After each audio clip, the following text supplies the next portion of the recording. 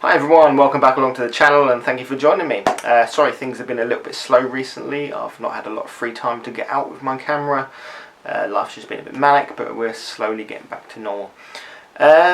So I managed to get back out with my Holga. Last week, between October 1st and 7th 2021, was Holga week.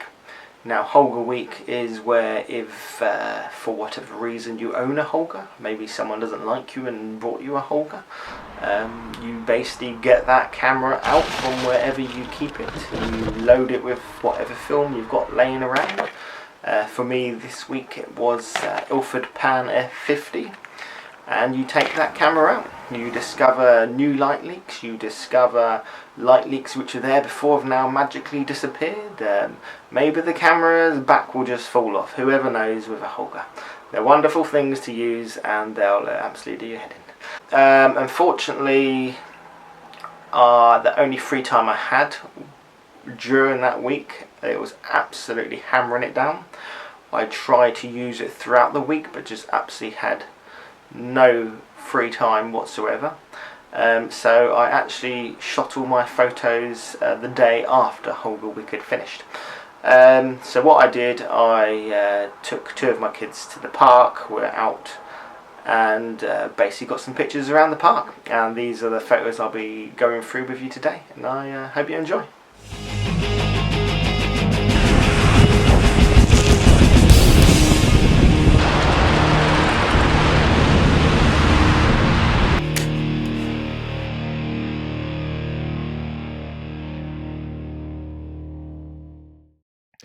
So for the first photo, I had my youngest in this Spinny Bowl, and I thought for the format of the camera, 6x12, I thought it was going to be really perfect for this shot. So I mounted it to the side with a Manfrotto super clamp and a small ball head. I had a 6-second exposure for this, so I was hoping I'd be able to at least capture him, and then it'd also be the world spinning around him, and I thought it was going to be a really good shot. But unfortunately, being a Holga, it had a massive light leak, and I'm not sure why or where this one came from, because it's the only photo with a big light leak. I think it's from where the film has sat loaded in the camera for a little while, and it might have just been a small leak that's just kind of crept over through time. I'm not sure, but anyway. So on to the second shot. My boys were hanging on this monkey bar, and what I wanted to do was capture a shot looking straight down, and I was hoping that I would capture him, at least a recognizable figure of him hanging there. And unfortunately though, when I opened the shutter to take this shot, he had completely his own ideas and spun upside down. Kicked the camera a couple of times, almost pulled the cable release out, and basically we just got this basically. You can see there's a slight double exposure on the side, which is where he's kicked the camera, but it's an interesting shot, that's for sure. Now for the third shot, I did think about trying to get a shot of him coming down the slide, but figured for a 6-second exposure this is just going to be a blur, which won't be recognisable. So he posed at the bottom of the slide for me. I had my camera mounted onto the flex tilt head, which is nice and weighty, so it keeps the camera nice and still. And I'm actually pleased with the results with this one. I think it's come out quite nice. The sky looks nice, the tree to the left looks quite nice, and I think it's just a shot that's kind of really worked in this format. So for my fourth shot, my other boy was still hanging upside down, so I decided to try a different approach, again using the tilt head on the ground. I wanted a low angle view looking up of him hanging upside down. So he remained certainly a lot stiller this time, which certainly worked better than the other one with it clamped to the actual handle.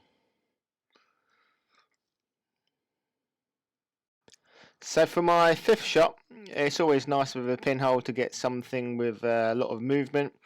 I did originally think about putting this a bit closer and more looking up. I figured it probably wouldn't really be able to capture what was going on. So I ended up pulling the camera back away. I still wanted it right on the ground to capture the detail of the bark and stuff. So you've still got the base of this spring toy. I'm not actually sure what it is. But with the boys just basically wobbling backwards and forwards on it, and obviously throughout that 6 second exposure, it's just going to completely blur them out. But hopefully, I was hoping enough for the motion to kind of sort of see what it was and what was happening. But either way, the boys were having a great time, so was I, and that's kind of all that really matters with this.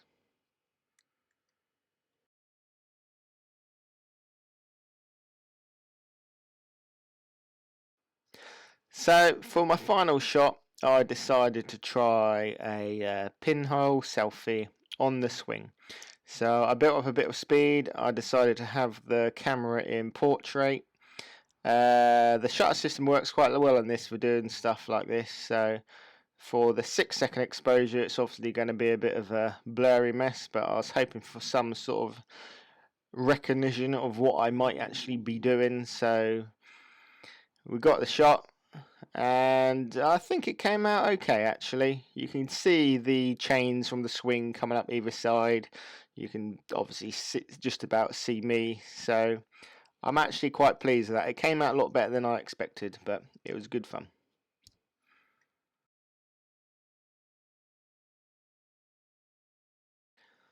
Well, I really hope you've enjoyed the video. Thank you for watching. I hope you like the photos.